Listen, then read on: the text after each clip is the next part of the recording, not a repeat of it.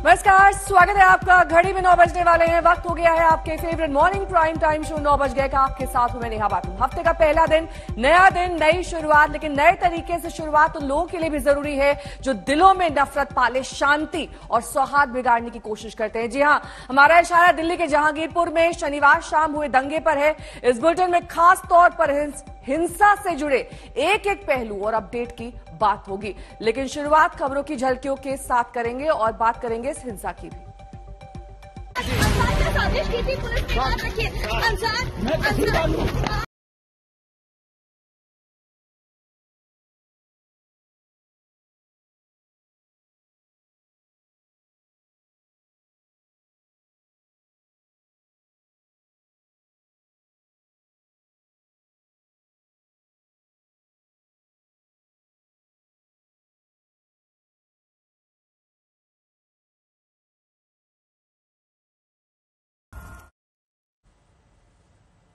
तो दिल्ली के जहांगीरपुरी में हुए दंगे का मास्टरमाइंड बोलेगा। जी हां, थोड़ी देर में हम आपको उसका कबूलनामा सुनाएंगे, लेकिन पहले दंगे से जांच से जुड़ी कुछ बड़ी बातें आपको बता देते हैं। इस पूरी जांच में दिल्ली पुलिस की क्राइम ब्रांच लगी हुई है। अंसार नाम के शख्स को साजिश का सूत्रधार बताया जा रहा है और दूसरा शख्स है असलम, जो कि सह आरोपी है, यानी कि दिल्ली के दंगे का डबल ए हम आपको दिखा रहे हैं। पुलिस ने मुख्य आरोपी यानी इसे सूत्रधार बताया है। आरोप यह है कि उसने लोगों को उकसाया। इस मामले में अब तक 21 आरोपी गिरफ्तार किए जा चुके हैं। साथ ही 2 नाबालिग को हिरासत में लिया गया है। कल 14 आरोपी की रोहिणी कोर्ट में पेशी हुई, जिनमें 2 आरोपी अंसार और असलम को एक दिन में पुलिस कस्टडी में भेज दिया गया। आज इन दोनों को दोबारा कोर्ट में पेश किया जाएगा। 12 आरोपी न्यायिक हिरासत में भेज दिए गए हैं। आरोपियों से अब तक 3 पिस्टल और 5 तलवारें बरामद की गई हैं। तो जांच अब तक कहां पहुंची है देख लीजिए। क्राइम ब्रांच, दिल्ली पुलिस की क्राइम ब्रांच को ये जांच सौंपी गई। अंसार दंगे का सूत्रधार है, ऐसा पुलिस कह रही है। अब तक क्या कुछ पुलिस ने पाया है। 21 आरोपी गिरफ्तार किए गए हैं अब तक इस पूरा दंगे मामले में। 2 नाबालिग भी हिरासत में लिए गए हैं। साथ ही 2 डबल ए कनेक्शन है, वो भी हमने आपको दिखाया। वहीं 14 आरोपियों की कल पेशी हुई थी, जिसमें 2 आरोपियों की पुलिस कस्टडी आज तक ली गई है। 12 अन्य आरोपी न्यायिक हिरासत में भेज दिए गए। 3 पिस्टल जब्त हुई हैं। उसके अलावा 5 तलवार बरामद की गई हैं। ये वो असलहा है जो बरामद किया गया है। आज अंसार और असलम की कोर्ट में पेशी होनी है। दिल्ली पुलिस ने जहांगीरपुर हिंसा केस में अंसार को साजिश का सूत्रधार बताया। साथ ही आरोप यह है कि अंसार ने ही शोभा यात्रा में लोगों से बहसबाजी की और फिर हमले के लिए उकसाया। पुलिस के मुताबिक एक दिन पहले ही उसे शोभा यात्रा की रूट की खबर हो चुकी थी, लेकिन अभी ये साफ नहीं है कि वो अकेले साजिश में था या गोली चलाने वाला असलम भी उसके साथ साजिश में शामिल था। दोनों को आज कोर्ट में पेश किया जाएगा।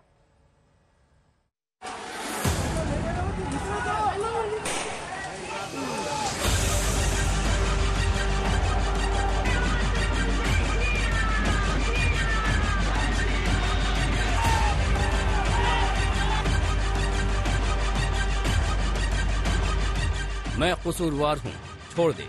क्या इस कबूलनामे के साथ ही 24 घंटे के भीतर जहांगीरपुरी दंगे की गुत्थी सुलझ गई है? आपको पछतावा है कि आपने साजिश की थी? क्या आपने साजिश की थी? अंसार क्या साजिश की थी? पुलिस ने, याद रखिए। मैं कसूरवार हूँ, छोड़ दो। दिल्ली के जहांगीरपुरी हनुमान जयंती के दिन हुए दंगे के लिए खुद को कसूरवार बताने वाला ये आरोपी अंसार है। आपको पछतावा है कि आपने साजिश की थी? क्या आपने साजिश की थी? अंसार क्या साजिश की थी? पुलिस ने, याद रखिए। मैं कसूरवार हूँ, छोड़ दो। दिल्ली पुलिस ने अंसार को दंगे का मुख्य सूत्रधार बताते हुए गिरफ्तार किया है। जब दिल्ली पुलिस के जवान रविवार को अंसार को कोर्ट में पेशी के लिए ले जा रहे थे, तब इसका गुरूर देखिए। चर्चित फिल्म पुष्पा के किरदार की तरह वो कैमरे के सामने गले पर हाथ फेरता है, ये दिखाने की कोशिश करता हुआ कि उसे अपने किए पर कोई पछतावा नहीं।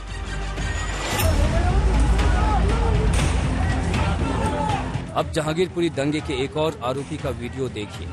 स्क्रीन पर आप एक शख्स को फायरिंग करते हुए देख सकते हैं। इसका नाम असलम है। अंसार की तरह असलम भी जहांगीरपुरी में शनिवार शाम में हुए हिंसक उपद्रव का मुख्य आरोपी है। पुलिस ने पिस्टल के साथ असलम को भी गिरफ्तार किया है। जहांगीरपुरी दंगे के केस में कुल 21 आरोपी गिरफ्तार किए गए हैं। इसके अलावा 2 नाबालिग भी हिरासत में हैं। कल 14 आरोपियों को रोहिणी कोर्ट में पेश किया गया।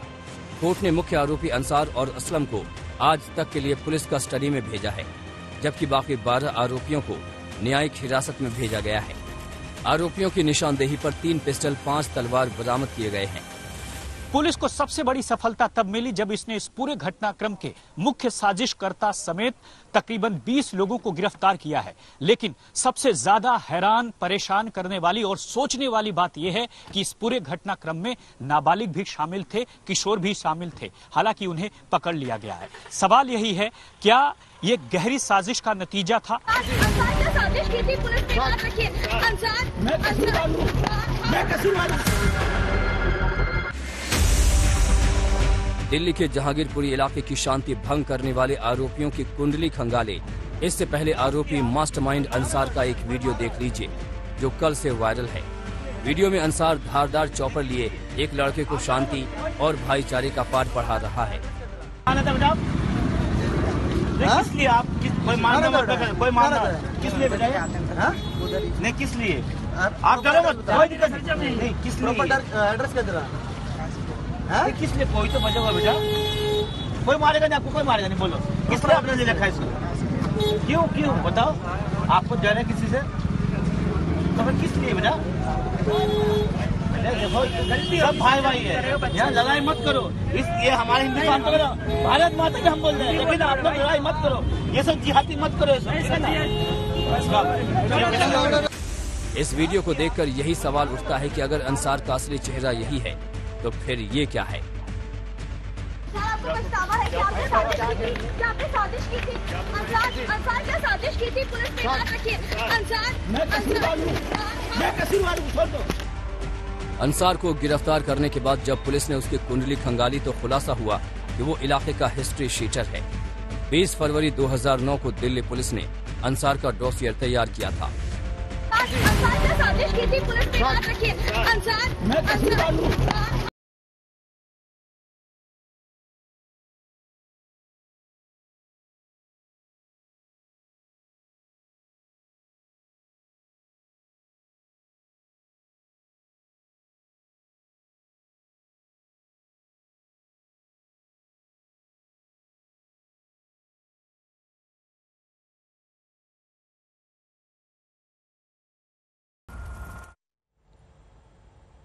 अरविंद ओझा मेरे सहयोगी इस वक्त तमाम जानकारी के साथ जहांगीरपुरी से जुड़ गए हैं। अरविंद, देखिए, जो पुराना वीडियो इस आरोपी का है उसमें इसका अलग चेहरा दिख रहा है, अब कबूलनामा भी ये कर रहा है।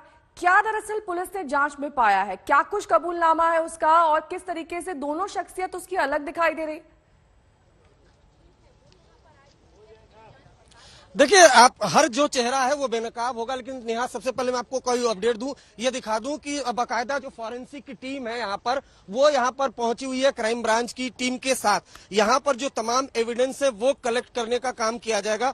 बाकायदा देखिए, फॉरेंसिक टीम के साथ जो फोटोग्राफर है वो भी मौजूद है और तमाम जो ये आसपास का इलाका है यहाँ की बाकायदा फोटोग्राफी की जा रही है, ताकि जो तमाम एविडेंस है वो कलेक्ट किए जाए। हिंसा के दौरान जिस तरीके से यहाँ पर जमकर पत्थरबाजी हुई थी और न सिर्फ हथियार लहराए गए बल्कि हथियार चलाए भी गए, जिसमें 3 जो अवैध हथियार है वो पुलिस ने बरामद किया है, 21 लोगों को गिरफ्तार किया है।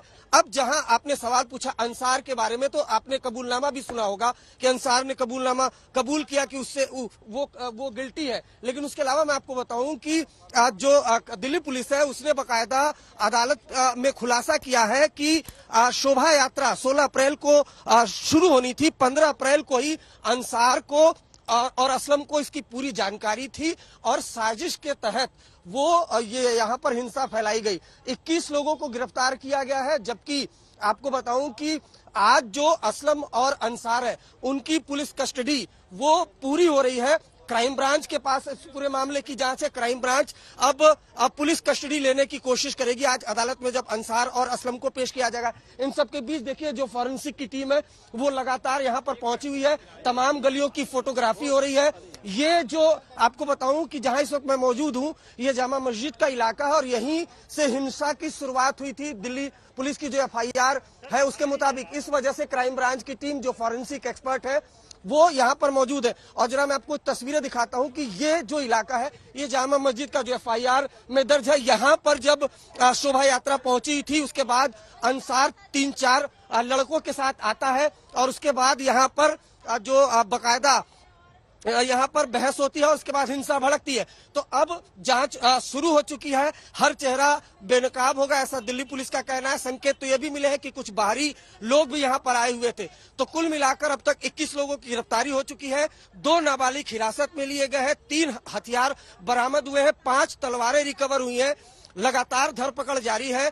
दिल्ली पुलिस का कहना है कि आसपास के तमाम सीसीटीवी फुटेज खंगाले जाएंगे, लेकिन एक खुलासा कल अदालत में दिल्ली पुलिस ने यह किया है कि जो अंसार है वही मास्टरमाइंड है। अंसार और असलम को 15 अप्रैल को ही पूरी जानकारी थी और साजिश के तहत ये पूरी जो हिंसा है उसको भड़काया गया। ठीक है, बने रहिए आप हमारे साथ। लेकिन इस बीच अपने दर्शकों को दिखा देते हैं शनिवार शाम हनुमान जयंती की शोभा यात्रा के दौरान जहांगीरपुरी में क्या कुछ हुआ था। ये पूरी रिपोर्ट दरअसल दिल्ली पुलिस की एफआईआर पर आधारित है।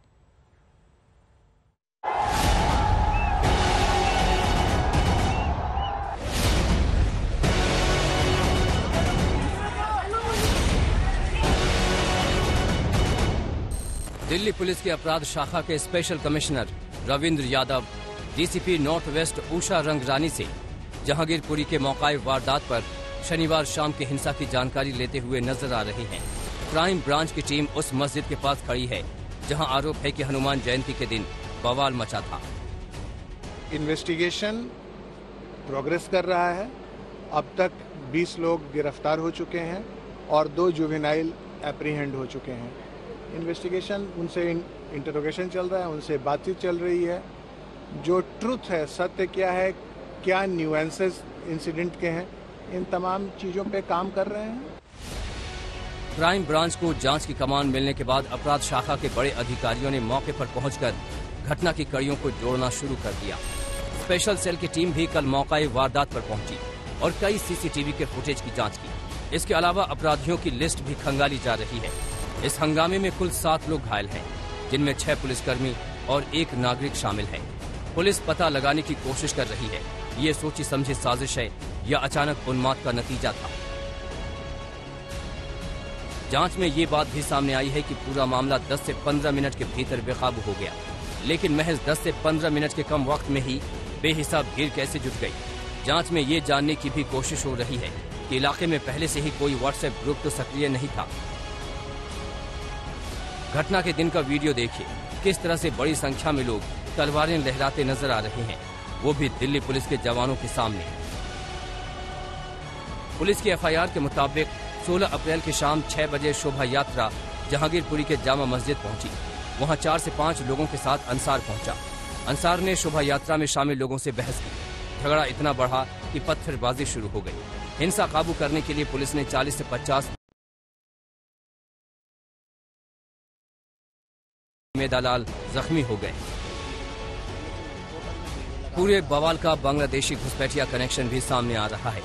जख्मी मेदालाल के मुताबिक कुछ चश्मदीदों का कहना है कि शोभा यात्रा पर पथराव करने वाले बांग्ला में बोल रहे थे। लोग साइड से करे तो बंगाली में बोल रहे थे, शायद बांग्लादेशी या बंगाली रहते हो तो बंगाली में बोल रहे थे। मेरे को समझ नहीं आ रहा तो क्या बोल रहे। सुना कि बांग्ला भाषा में बात हो रही है, बांग्ला में भी या कुछ हिंदी में भी, लेकिन जो आदमी हिंदी में बोलता बंगाल का तो हमारे समझ नहीं आता कि वो हिंदी में बोल रहा है। प्यार से धीरे धीरे बोलेंगे तो समझ आ जाता। दरअसल जहांगीरपुरी में जिस जगह ये हिंसा हुई है वहाँ बांग्लादेशियों की संख्या काफी ज्यादा है। इन पर पहले भी काफी सवाल उठते रहे हैं। क्राइम ब्रांच की जांच में यकीनन ये सवाल अहम होगा कि जहांगीरपुरी हिंसा में इन बांग्लादेशियों का भी कोई कनेक्शन है क्या। अरविंद ओझा, तंसीम हैदर और हिमांशु मिश्रा के साथ आज तक ब्यूरो। अरविंद ओझा मेरे सहयोगी इस वक्त तमाम जानकारी के साथ लगातार जुड़े हुए हैं। अरविंद, देखिए जो बांग्लादेशी कनेक्शन बताया जा रहा है चश्मदीद द्वारा, इस पर किस एंगल से पुलिस जांच कर रही है, इस बारे में आगे क्या कार्रवाई हुई है अभी तक? जी देखिए, बिल्कुल बांग्लादेशी कनेक्शन को लेकर ये कोई नई बात नहीं है। कल आज तक ने बकायदा खुलासा किया था कि कैसे नॉर्थ ईस्ट 2020 के दंगों के दौरान भी बकायदा देखिए फॉरेंसिक टीम भी यहाँ मूव कर रही है। तस्वीरें दिखाता रहता हूँ। जैसा आपने सवाल पूछा कि बांग्लादेशी कनेक्शन के बारे में, तो लगातार आरोप लगते रहे हैं कि जो बकायदा यहाँ पर बांग्लादेशी और रोहिंग्या अवैध घुसपैठिए रहते हैं। और साल 2020 में जब नॉर्थ ईस्ट में दंगा हुआ था तो बकायदा दिल्ली पुलिस ने चार्जशीट में इस बात का खुलासा किया है कि यहाँ से तकरीबन 300 बांग्लादेशी महिलाएं जाफराबाद, शाहीन बाग इलाके में गई थी और सीलमपुर में पथराव भी किया था। तो जहांगीरपुरी को लेकर कोई नई बात नहीं है यहाँ पर सवाल उठना। बकायदा आज तक ने चार्जशीट के जरिए 2020 की ये खुलासा किया था। इन सब के बीच देखिए इन गलियों से पत्थरबाजी हुई थी, मैं आपको दिखाना चाहूंगा। और शायद यही वजह है कि यहाँ पर जो फॉरेंसिक की टीम है वो अब यहाँ पर पहुंची हुई है, इस गली में दाखिल होने की कोशिश भी कर रही है। और ये जो इलाके हैं, खासतौर पर ये देखिए अगर आप, तो ये मस्जिद से सटी हुई कॉलोनी है। ये भी जानने की कोशिश की जाएगी कि क्या मस्जिद के अंदर घुसने की जिस तरह से आरोप लगाया जा रहा है, क्या किसी ने दाखिल होने की कोशिश की या नहीं की। लेकिन देखिए बकायदा अब इस कॉलोनी में ये जो फॉरेंसिक एक्सपर्ट की टीम है भारी भरकम, उसके अलावा क्राइम ब्रांच के ऑफिशियल है वो भी यहाँ पर मौजूद है, वो अंदर दाखिल हो रहे हैं। तमाम यहाँ पर एविडेंस कलेक्ट किए जाएंगे। देखिए जिस तरीके से जमकर पत्थरबाजी हुई थी, स्टोन पेल्टिंग हुई थी, उसके अलावा गोलियां चली थी, तलवारबाजी हुई थी, उसके बाद ये जरूरी हो जाता है कि तमाम यहाँ से जो एविडेंस है वो कलेक्ट किए जाए, क्योंकि एविडेंस ही अदालत में काम आता है। तमाम फुटेज है, सीसीटीवी फुटेज है, वीडियो है, वो मौजूद है। लेकिन अब इन गलियों में देखिए ये जो गली है, लॉटरी में आपके पास वहां पर फोरेंसिक टीम मौजूद है। अरविंद ओझा दिखा रहे थे इस वक्त। आशुतोष मिश्रा मेरे सहयोगी भी जुड़ गए हैं जहांगीरपुरी से ही। आशुतोष देखिए अलग अलग एंगल से पुलिस की जांच जारी है। ये बेहद संवेदनशील इलाका है, जाहिर तौर पर उस दिन भी एहतियात बरते होंगे, लेकिन क्या चूक हुई जो इतनी बड़ी घटना हो गई और अब इस लेवल पर जांच की जा रही है?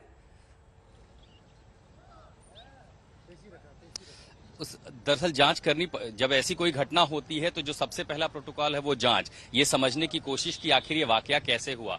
2 बार यात्रा उसी मस्जिद के सामने से गुजरी, कुछ नहीं हुआ। तीसरी बार ऐसा क्या हुआ जब ये वाकया हुआ, वो भी 6 बजे, जब तमाम जो मुस्लिम समाज के लोग हैं वो उस मस्जिद पर रोजा इफ्तार के लिए इकट्ठा हुए थे। इसमें आरोप लगाया गया एक शख्स पर कि देखिए कहासुनी और वो कहासुनी क्लैश में बदल गई। लेकिन 2 पक्ष हैं। एक पक्ष ये कह रहा है कि देखिए उन्होंने ऊपर से पथराव किया, लेकिन क्या जो ये बातें होती हैं सिर्फ एक तरफा होती हैं? क्योंकि दूसरा पक्ष जो है जिस पर आरोप है वो कह रहा है कि हम इकट्ठा हुए थे, यात्रा निकली, हाथों में तलवारें थी, चाकू थी और वो भड़काऊ नारे लगा रहे थे, और जब वहां से शुरू हुआ तो हमने रिटेलिएट किया। ये मुस्लिम पक्ष की ओर से किसी ने ये नहीं कहा कि पथराव नहीं हुआ है, झगड़ा नहीं, वो कह रहे हैं कि देखिए हम पर शुरुआत हुई तो हमने जवाब दिया, ये वो मान रहे हैं और इसीलिए देखिए गिरफ्तारियां हुई हैं। अब इसी बीच इसीलिए दूसरे वकील ने सुप्रीम कोर्ट में जाके सवाल पूछा है कि दिल्ली पुलिस ने जो गिरफ्तारियां की हैं वो सिर्फ एक समाज के लोगों की क्यों की हैं? क्या उन वीडियोज की भी जांच होगी जिसमें तलवारें, चाकू और वो पिस्टल लेके जाते हुए लोग दिखाई पड़ रहे हैं? क्या इस बात की जांच होगी कि जो भड़काऊ नारे लगाए जा रहे थे वो उसमें कितना तथ्य है? जब तक पुलिस का दायरा जांच का नहीं बढ़ेगा और ये आश्वासन अगर नहीं मिलेगा कि जो जांच है वो निष्पक्ष है, इसमें कोई जो है लीपापोती नहीं होगी, उसी से जनता का भरोसा बढ़ेगा। लेकिन एक स्थिति आज की जरूर अच्छी है कि जहांगीरपुरी के लोग जैसे रहते थे, हमेशा दशकों से रहते आए, आज के दिन बिल्कुल उनके लिए वैसा ही है। भारी सुरक्षा व्यवस्था, CRPF, Delhi police, rapid action force, तमाम दुकानें खुली हैं, लोग घरों से निकल रहे हैं, रोजमर्रा की अपनी जिंदगी में लौट रहे हैं। लेकिन 2 साल में दूसरी ऐसी बड़ी घटना डराती जरूर है, देश की राजधानी की कानून व्यवस्था पर सवाल खड़ी करती है और लोगों को उम्मीद इतनी जरूर है कि जो घटना हुई अच्छा हुआ, सही समय पर पुलिस उस समय जागी, बहुत कुछ नहीं होने दिया, लेकिन जो हुआ उसकी निष्पक्ष जांच हो और जो जांच का दायरा है वो और बढ़े। जितने वीडियो आए हैं, जितने आरोप हैं, हर तथ्यों की, हर आरोपों की जांच होने। लौटूंगी मैं आपके पास। 2 सहयोगी हमारे साथ लगातार जुड़े हुए हैं, लेकिन हमेशा की तरह दंगे पर सियासत शुरू हो गई है। AIMIM के मुखिया असदुद्दीन ओवैसी ने ट्वीट करके केंद्र और दिल्ली सरकार दोनों से सवाल पूछा है। ओवैसी ने ट्वीट किया, जब से अमित शाह गृह मंत्री बने हैं दिल्ली में इस तरह के वाकयात आम हो गए हैं, क्या इन तमंचाधारियों पर आर्म्स एक्ट नहीं लगेगा? आपकी पुलिस ने 14 लोगों को गिरफ्तार किया है, सबके सब मुसलमान हैं। क्या हथियार लेकर खुलेआम घूमना, मस्जिदों को नापाक करने की कोशिश करना अब जुर्म नहीं रहा? देश की राजधानी में सरकार की ओर से एक तरफा कार्रवाई से दुनिया को क्या पैगाम दिया जा रहा है? दिल्ली के मुख्यमंत्री की बुजदिली है कि वो दोषी का नाम नहीं ले सकते। जुलूस में बंदूक और तमंचे लेकर घूमने वालों के खिलाफ इनका मुंह नहीं खुलता। मस्जिदों को नापाक करने की कोशिश करने वाली भीड़ की निंदा भी नहीं होती। प्यार मोहब्बत की बात तभी अच्छी लगती है जब इंसाफ हो, बिना इंसाफ के भाईचारा मुमकिन नहीं है।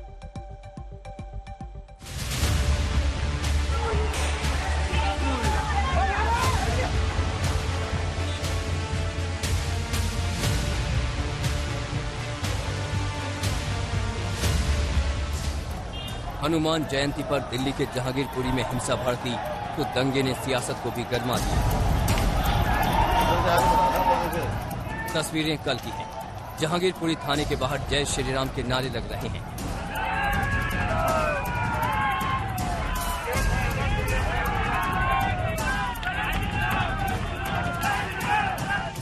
यूं तो दिल्ली पुलिस दिल्ली सरकार के अधीन नहीं आती, लेकिन जहांगीरपुरी हिंसा को लेकर बीजेपी के निशाने पर केजरीवाल सरकार है। इनको राजनीतिक संरक्षण जिस तरह से मिल रहा है ये बहुत गलत हो रहा है और दिल्ली के मुख्यमंत्री को दिल्ली की आम आदमी पार्टी के लोग भी इसके अंदर शामिल हैं, क्योंकि अभी जो चित्र अंसार का आया है वो आम आदमी पार्टी के विधायक के साथ वो बाकायदा बात कर रहा है, उनके साथ उनके फुटेज आ रहे हैं और वो आम आदमी पार्टी के कार्यकर्ता हैं। अगर हम इसको जोड़ते हैं तो सीधे पूर्वी दिल्ली में दंगे हुए, उसमें भी आम आदमी पार्टी के विधायक और पार्षद शामिल थे और इसमें भी शामिल है। पुलिस पकड़ के लेके जा रही है अपराधी को। कौन अपराधी? सामान्य अपराधी नहीं, जिसने पुलिस वाले को गोली मारी है उसको पुलिस पकड़ के लेके जा रही है। वो पुष्पा बन के घूम रहा है। क्यों हो रहा है ऐसा? क्योंकि अगर हम जिहादी और आतंकी को सामान्य अपराधी की तरह ट्रीट करेंगे तो ऐसा ही होगा। वो अपराधी नहीं है, हमारे लिए अपराधी है, उनके लिए वो रोल मॉडल है। यही नहीं, बीजेपी नेताओं को इसके पीछे पीएम मोदी को बदनाम करने की इंटरनेशनल साजिश भी नजर आ गई है।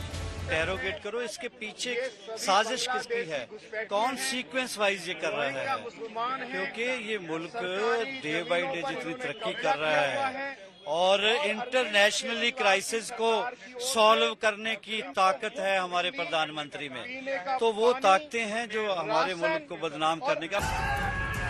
बीजेपी हमलावर है और उधर हिंसा की तस्वीरें आते ही सीएम केजरीवाल ने शांति की अपील की, केंद्र सरकार से कानूनी व्यवस्था बनाए रखने की बात कही। जो एजेंसीज हैं, जो पुलिस है, जो सरकारें हैं जिनकी जिम्मेदारी है, दिल्ली में केंद्र सरकार की जिम्मेदारी है, तो केंद्र सरकार दिल्ली में शांति व्यवस्था बनाए रखे। वहीं विपक्षी दल कानूनी व्यवस्था को लेकर केंद्र सरकार से सवाल कर रहे हैं। त्योहार के बहाने पूरे देश का माहौल बिगाड़ने की बात कह रहे हैं। कहीं ना कहीं जो आज देश भर में माहौल है और लगातार पिछले लगभग एक महीने से जो चल रहा है, एक प्रदेश के बाद दूसरे प्रदेश में घटनाएं, और आज दिल्ली जो देश की राजधानी उसमें घटना जब होती है तो स्वाभाविक है लोगों के अंदर एक डर भी है। तो मैं सिर्फ ये कहना चाहता हूं कि सरकारों को संज्ञान लेना चाहिए था। हमले जो होते हैं ये प्रायोजित है, ये पॉलिटिकल स्पॉन्सर्ड हमले हैं, इसलिए हमले हो रहे हैं कि देश का माहौल खराब हो, फिर एक बार देश में हिंदू मुसलमान दंगे हो, क्योंकि अब हिंदू पाकिस्तान नहीं चलेगा, सर्जिकल स्ट्राइक नहीं चलेगा, राम मंदिर नहीं चलेगा।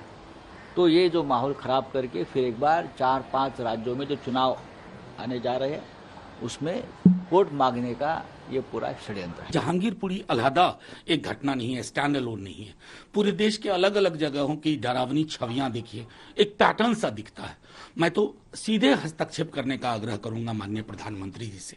प्रधानमंत्री जी एक सख्त संदेश दीजिए, जो कोई भी इस तरह के उपद्रव में संलग्न है, जो हमारे सामाजिक ताने बाने को छत विच्छत कर रहा है, वो हमें आजादी के अमृत वर्ष में परेशान कर रहा है। 2020 के दिल्ली दंगों का मामला अभी तक अंजाम तक नहीं पहुंचा है। 2 साल बाद फिर वही नफरत वाली कहानी राजधानी दिल्ली में दोहरा दी गई। मतलब साफ है कि 2 समुदायों के बीच आपसी भरोसे की कमी को खाई में तब्दील करने वालों की लंबी फौज है, जो मौके की ताक में घात लगाए बैठी रहती है। और हिंसा पर होने वाली सियासत भी ऐसे ही लोगों को मौका देती है। दिल्ली से अरविंद ओझा, आशुतोष मिश्रा और शुभांकर मिश्रा के साथ आज तक ब्यूरो। और इस पूरे मामले में दिल्ली पुलिस पर भी सवाल उठ रहे हैं। आखिर दंगे को तैयारी के साथ अंजाम दिया गया तो दिल्ली पुलिस को इसकी भनक क्यों नहीं लग पाई?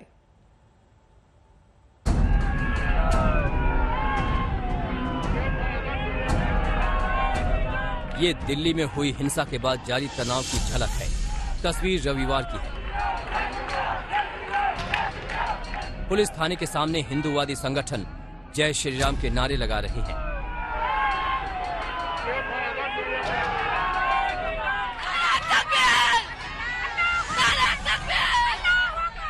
तो दूसरी ओर गिरफ्तार आरोपियों के परिवार वाले अल्लाहू अकबर के नारे लगा रहे हैं।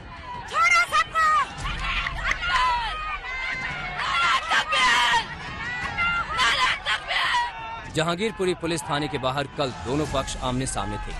दिल्ली हिंसा को लेकर दोनों के अपने आरोप हैं। वार पलटवार है, जिस पर हंगामा जोरदार है।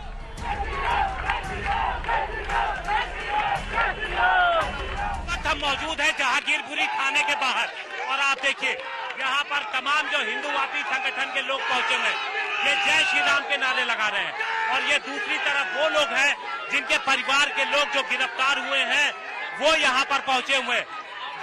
ये देखिए यहाँ पर अभी तक यहाँ पर थाने के बाहर यहाँ पर हम मौजूद हैं।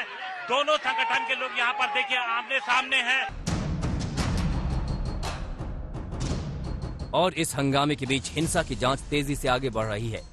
सबूतों की जांच कर हिंसा फैलाने वालों को पकड़ रही है। जितने हमारे जो सीसीटीवी फुटेजेस हैं, वीडियो का जो फुटेजेस है या जो ह्यूमन इंटेलिजेंस का जो बेसिस है, इन तमाम एंगल से हम काम कर रहे हैं और जो कोई भी इस अप्रिय घटना में, इस अनफॉर्चुनेट दंगे के इंसिडेंट में लिप्त पाया जाएगा और पाया जा रहा है, उन सब के ऊपर कड़ी प्रोफेशनल कानूनी कार्रवाई होगी। लेकिन कड़ी कार्रवाई और आरोपियों की जल्द गिरफ्तारी के भरोसे के बावजूद कुछ सवाल ऐसे हैं जो पुलिस प्रशासन पर उठ रहे हैं, क्योंकि बीते कुछ दिनों में देश के कई राज्यों में जिस तरह धार्मिक आयोजन में हिंसा भड़की, उसे देखते हुए सवाल उठ रहे हैं कि क्या जहांगीरपुरी से निकल रही शोभा यात्रा को लेकर पुलिस ने पुख्ता तैयारी नहीं की थी।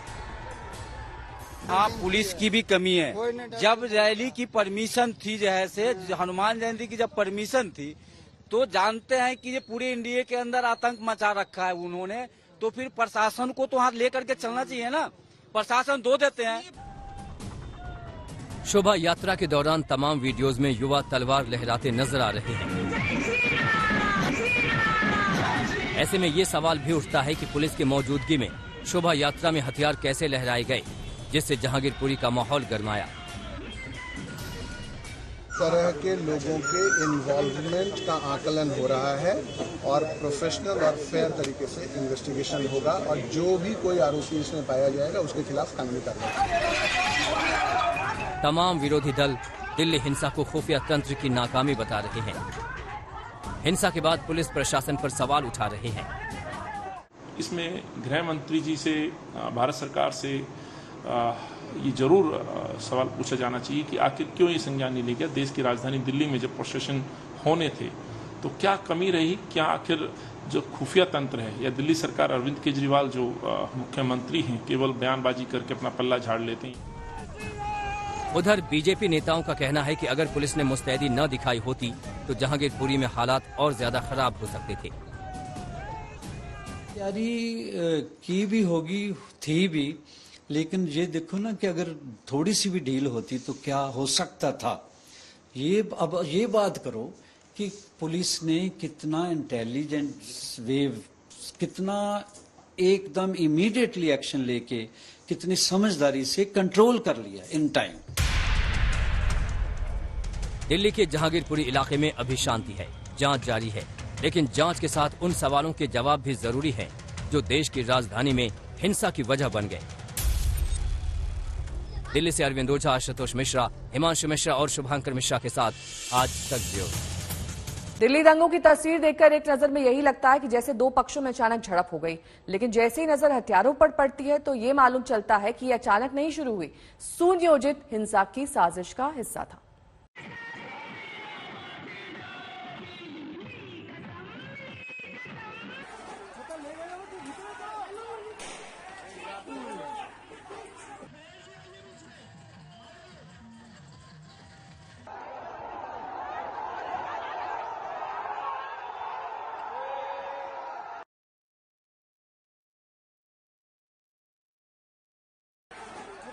जहांगीरपुरी में जो दंगा हुआ वो अगले कुछ दिनों तक यहाँ की फिजा में जहर की तरह फैलेगा।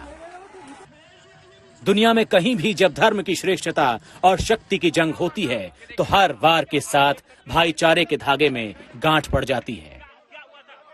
यहाँ कभी भी, क्योंकि यहाँ मस्जिद है, वहाँ मंदिर है, कभी ऐसा कभी नहीं मैम। दुर्गा पूजा यहाँ पर भी होता है, यहाँ पर यह काली मंदिर है, कभी कुछ नहीं हुआ। वो लोग अपना अच्छा से जाते हैं, हम लोग उसको सपोर्ट करते हैं। हमारा होता है वो हमें सपोर्ट करते हैं, ऐसा कुछ नहीं। और हमारी गली वाले भी हिंदू हैं, उन्होंने कल हम पे सपोर्ट किया, बोला भाई दरवाजा बंद करो, ये लोग तो देखो फालतू का ही लड़ाई झगड़ा कर रहे हैं।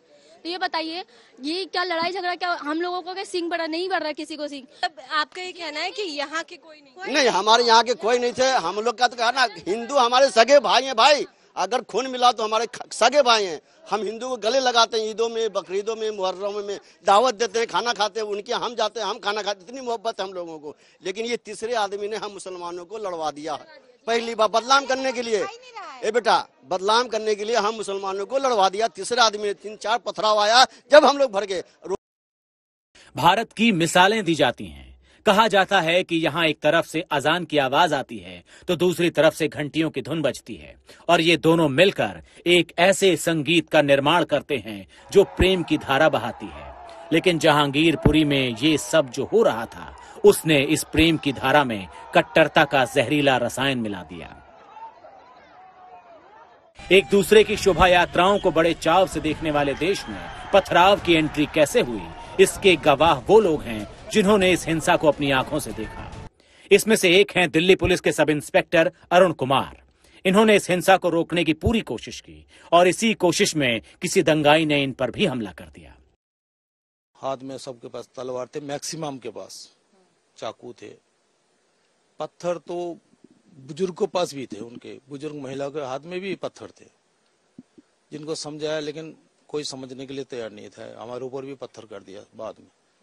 मेरा तो एक बड़ा आधा ईंट मेरे कंधे पे लगा राइट साइड में, जिसमें इसमें भी आया, और फिर एक पत्थर मेरा पैर में लगा। चाकू, तलवार और लाठी डंडों से हुए इन हमलों की प्लानिंग का अंदाजा दिल्ली पुलिस को भी नहीं था। इसी वजह से 6 पुलिसकर्मी इस हिंसा में घायल हुए। इन्हीं में से एक सब इंस्पेक्टर मेदालाल मीणा भी हैं। ये भी उस वक्त मौजूद थे जब हिंसा की शुरुआत का पहला पत्थर फेंका गया। पहले मस्जिद पे वहाँ शुरू हुआ था, वहाँ बहस हुई थी, बहस फिर बाद में झगड़े में बदल गई, पथराव शुरू हो गया। फिर बाद में वहाँ से तो स्टाफ ने उनको समझा दिया, दोनों को दूर दूर कर दिया। ये शोभा यात्रा वाले जी ब्लॉक साइड चले गए, ये इनको सी ब्लॉक में रोक दिया। बीच में पुलिस खड़ी थी, बाद में फिर पब्लिक आई, उसमें सी ब्लॉक साइड से बाद में फिर ज्यादा पथराव हो गया। उसमें फिर ऊपर से भी पत्थर मार रहे थे, सामने से भी। दंगे में मौजूद सैकड़ों लोगों की भीड़ एक दूसरे की जान लेने पर आमादा थी। कौन किसको निशाना बनाकर पत्थर फेंक रहा है, कौन किसको टारगेट करके गोलियां चला रहा है, ये किसी को नहीं पता था। मेदालाल की किस्मत अच्छी थी कि एक दंगाई की बंदूक से निकली गोली उनके हाथ पर ही लगी। समझा रहे थे, वो धक्का देते आ रहे थे वापस उधर, जैसे धक्का पुलिस से भी धक्का मुक्की कर रहे थे वो। बाद में फिर पीछे से कोई पत्थर मार रहा था, कोई बोतल मार रहा था, और ऊपर सामने से वो ईंट रोड़े पत्थर मार रहे थे, ऊपर लेडीज जो खड़ी थी। जब एक बार शोभा यात्रा पर पथराव शुरू हुआ तो जैसे पूर्व नियोजित प्लानिंग के तहत घर की छतों से भी पत्थर फेंके जाने लगे। छतों पर पत्थर इकट्ठा करने में वक्त लगा होगा, मतलब ये कि पथराव की साजिश पहले से थी। ज्यादातर तो पथराव कर रहे थे, और कांच की बोतलें थी, और हथियार तो खैर उसमें ले रखे थे, तलवार भी ले रखी थी। हमारे कांस्टेबल को भी लगी थी तलवार, बाजू में भी और पीछे भी। जहांगीरपुरी में जो हिंसा हुई वो आसपास के कुछ ब्लॉक में भी फैली। फिलहाल इस इलाके में दहशत इस बात की है कि कहीं ये दंगा फिर से न भड़क उठे। उस टाइम इधर से वो यात्रा निकल रही थी, और जैसे इधर से पथराव आया, सब भागे जान बचाकर।